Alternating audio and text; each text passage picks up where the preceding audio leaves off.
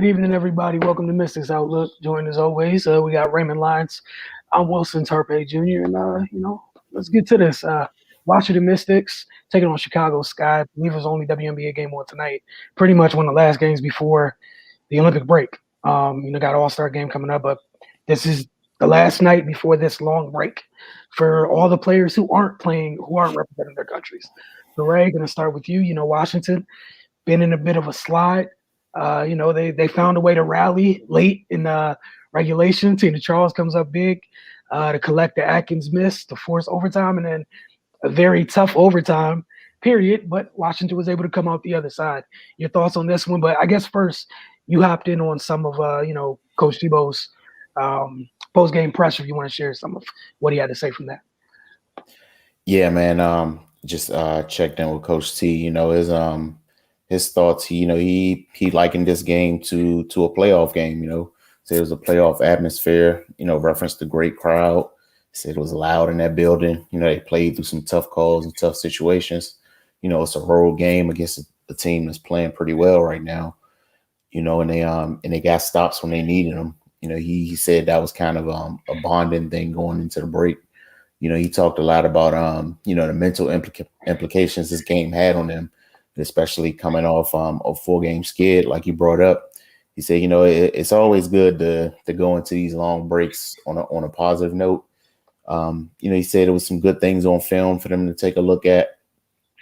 And it's always better just to go in talking about something good that happened instead of having to sit on the loss.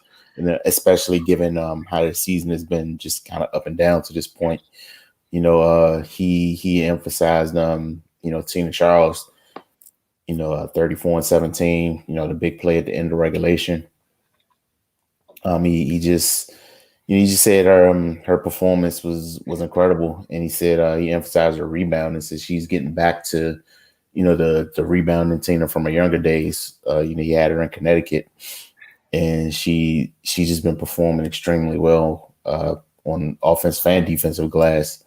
And he also talked about some of their injured players, talked about some plans for Elena during the break. They're going to slowly try to integrate her into the flow of things when practice resumes. So, that's some positive news. We'll see how that goes. And he talked about Maisha as well. They're just going to really take it slow, man, and see how she feels in 3 weeks or so. If she's up to it, they're going to get her right back into the swing of things, and if not, they'll just play it by ear. But it's this was big for them. We talked about them kind of just being able to stay the course while they're trying to get healthy and get their players back. This was a good win against a good team, and the middle of those standings being so jumbled up, it means a lot. So it was good for them to grab this one. They started quick, 31 points in the first quarter. Having Natasha Cloud back, that pace kind of changes for them, and they start to look like themselves a little bit, which is to be expected. When you get your starting point guard back, things should look a little different for you in a positive way. They moved Shatori into the starting lineup, and he touched on her in the post game as well. Said she's really not fully caught up to some of the things they do, but just for her experience and her intensity, it was it was a move that he thought was good to make. So and it paid some dividends. She came up, made a couple big plays. So yeah, man. I just feel like they're trying to they've gotten to the break, and then they're just trying to become whole again and really ramp things up on the other side of this. So I'm definitely looking forward to what they have in store. They're just gonna try to make a push, which is what we've been talking about, kind of the whole time. But now the time is here. So yeah, it's gonna be interesting to see what they look like. And when we see them next, hopefully they get some more bodies back. And we'll just ride it out from there. But yeah, definitely good to get one W column heading into the break. You just don't want to have to sleep on that for a month. And that would have been their 5th loss in a row. Like it's Mhm. that time gearing up for the season resuming with that hanging over your head just wouldn't be positive. Now, I know one, it was a big win, much needed win for them. Every win right now is needed when you're under 500. So every win is is a big deal. It was a really good game, and it was totally opposite from the season opener when Mhm. Chicago came in and they imposed their will in that first quarter, well, first half rather, and Washington never got back on track, couldn't climb out that hole. Um, Even though Washington had 15 turnovers, I do think somehow, I know it sounds kind of weird, they did a better job keeping Chicago out of transition, even though they turned the ball over this much. Feel like Mhm. it wasn't as many live ball turnovers. Um, Still, uh, 15 is too much. Like you said, mentioned with Tasha getting back, it was huge. I think the biggest thing, Tasha coming back, it makes things easier for Atkins again. Yeah. You know what I'm saying? She got to be who she is naturally and organically versus trying to take on a little extra of the ball handling and whatnot. And yeah, with Tori, I think it was you and I on here a couple shows ago when I was saying I wouldn't be surprised she started getting more minutes soon. Mhm. So he gets to start in this one. And one of the things, I know people don't care about that side of the ball too much, but it allowed them to switch against Chicago's bevy of guards a lot more where they couldn't do. And this is not a knock on Sidney Weiss or any other guard that any other healthy guard Washington had. But at least in my mind, I could understand why she was ushered into the starting lineup. When you got to deal with the Shields, Copper, quickly, Sloot, like it's just death on wheels out there, off of screens and whatnot. And I think those three did a really good job switching and managing that as best you could.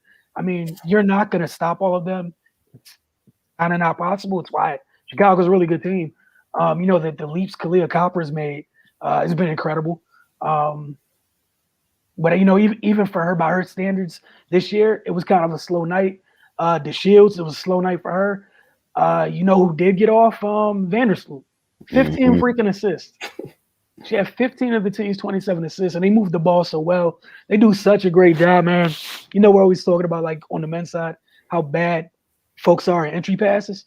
Chicago Sky gave a masterclass of that throughout this game, man.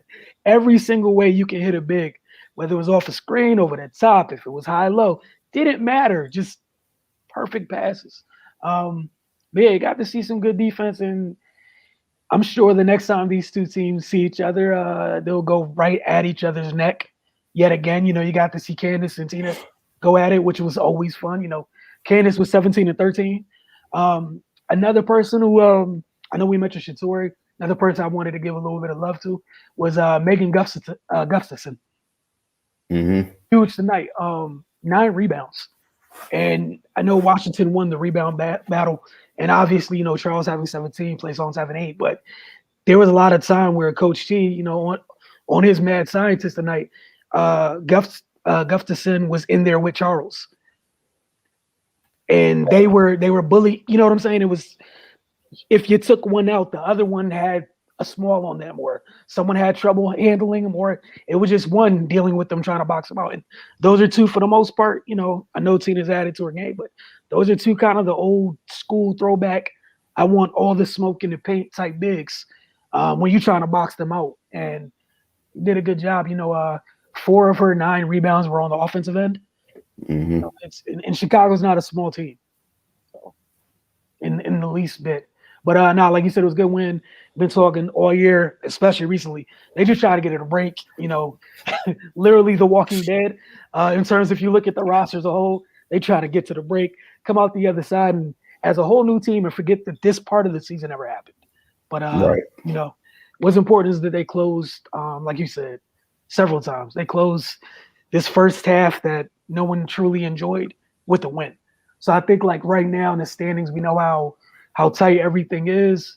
What are they, 8-10 now, or 8-11? Oh, my bad. 8 I'm gonna double and check because 10, I'm I about to think. mess it up. Yeah, you're right. 8-10. So 8-10 is way better than 7-11. Also, you're like literally, you're a win out of being back in the mix of 5th, 6th, and 7th. So like we've been saying, we've heard Coach T saying if they come out the other side with some healthy bodies, there's no reason why if you start that second half post break, if you start strong, man, a 3-game win streak, 4-game win streak put you right back in the thick of things. And he's been preaching for the very beginning of the year.